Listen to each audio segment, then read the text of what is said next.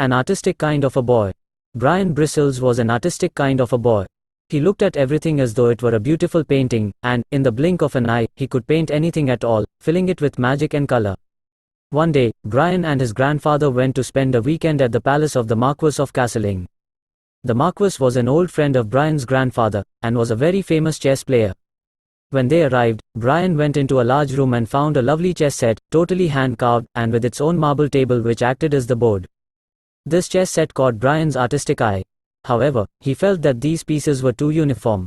Along with the blacks and whites of the board, it amounted to rather a bland set.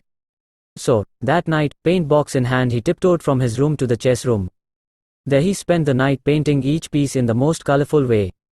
When the pieces were done, he painted a beautiful scene on the marble chessboard.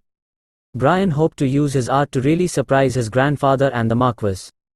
However, the next morning, when the Marquess discovered that his pieces had been covered in 1,000 colors, instead of being pleased, he was very angry. That afternoon he had a very important match to play. However lovely all those colors were, it would be impossible to play chess without being able to know which pieces were which, and even more difficult now that the squares of the board were covered with the painting. Brian's grandfather explained to him that even the loveliest, most colorful things need some sense of order to them. The boy felt very hurt, remembering how many times his paintings had annoyed people. But Brian Bristles was a true artist, and he wasn't about to give up easily.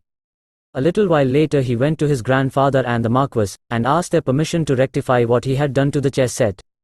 Knowing how ingeniously artistic the boy was, they decided to give him a chance, so Brian went off and spent hours alone with his paints. When he was finished, shortly before the match was about to begin, he called for the two men and showed them his work. What a beautiful chess set it now was. Now there were two perfectly recognizable teams, that of night and that of day. On one side, the board and the pieces had been decorated with dozens of stars and moons of all sizes and colors. On the other side, the decorations were suns, clouds, and rainbows. It was done so well that the whole set had an unmatchable sense of order and harmony. Brian understood that a little order had been missing, but he had now managed to impose some without giving up any color. The two grown-ups looked at the paintings and smiled. Thanks for watching.